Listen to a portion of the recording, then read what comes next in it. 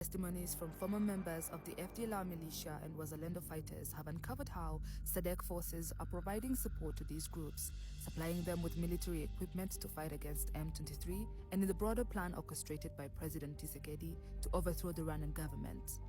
The revelations come from ex-members of the Fdlr CAP unit who recently surrendered to Rwanda. CAP is a specialized brand of the Fdlr known as Commando de Recherche et d'Action en Profondeur, is responsible for high-intensity combat operations. These fighters have received backing from the Kinshasa government.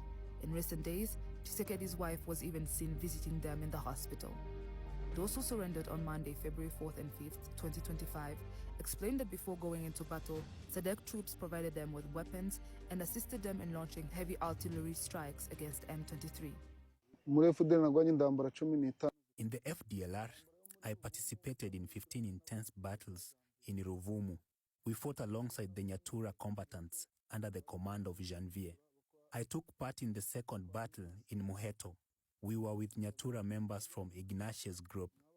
The third battle took place in Kagusa, where the FRDC forces had just started arriving. About 50 FRDC soldiers came.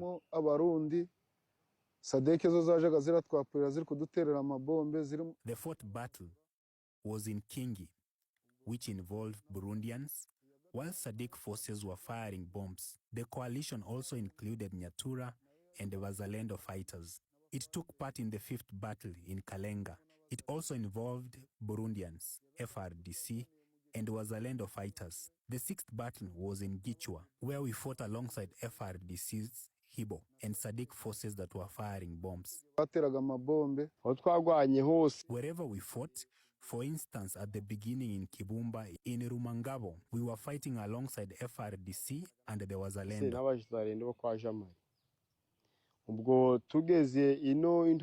When we reached Sake, there were also FRDC forces, except Nzaringi and Gichwa, where we fought alongside Burundians and the FRDC soldiers.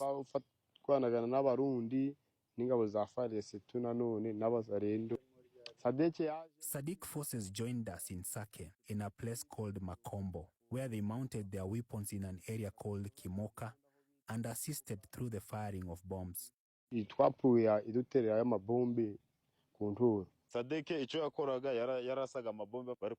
Sadc was doing was shelling bombs at M23 positions while we were on the front lines below.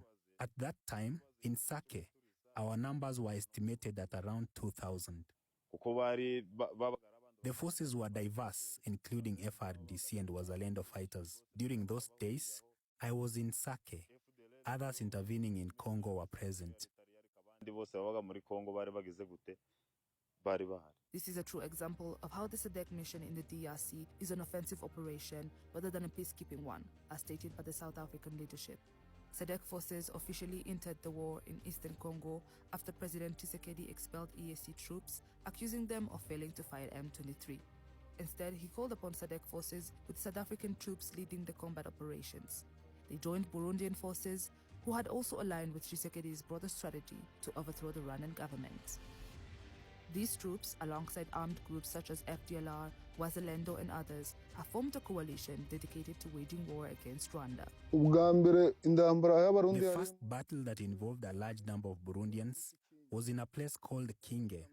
There were about 200. Another intense battle that also involved many Burundians was in a place called Tuonane, where they had around 3 bases. The FRDC would come, but it was Sadc that supplied us with ammunition and food. These fighters joined the Fdlr at different times and underwent military training, all with a common objective: to invade Rwanda and exterminate the Tutsi population. I had spent 12 years in the Fdlr, having joined at a place called Kutabi. I was taken from Kutabi to join the military, with a promise that we would eventually return to reclaim our country, Rwanda. After 4 years in the group, I was sent for SEI training in a place called Rugari. The training lasted 4 months, and after completing it, I returned. In CRAP training, the first priority was hand-to-hand combat, followed by marksmanship. In the FDLR, there were young men of my age, some older than me, and even elderly fighters. What they taught us was to hate Rwanda and its leaders, especially the Tutsi community. They indoctrinated us with threats to kill whoever was caught escaping. They would kill some and assign me to execute others, but they suspected me of being Rwandan. We would end up being 3 in the entire group. They also described the structure of the FDLR, particularly the CAP unit, which consists of commandos who engage in intense combat and provide security for top militia leaders. The CRAP is made up of 5 companies.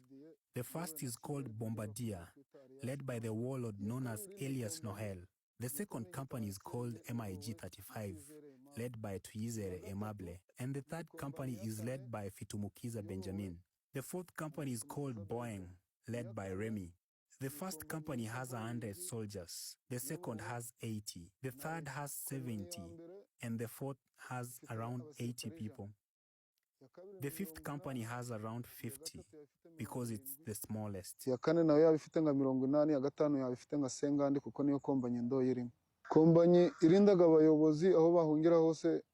Company that protects the leadership wherever they flee and moves with them is called Boeing and is led by Remy. The other companies stay on the sidelines, with the warlord's company being among ones mandated to engage in combat. The second company, called MIG-35, also goes to fight. Apache and Drone are the companies that are often assigned to handle the commanders. There are other companies like Jericho and Sinai. All of them moved to Walikale, while others went to Kazaroho, and that's where they are roaming in the forests.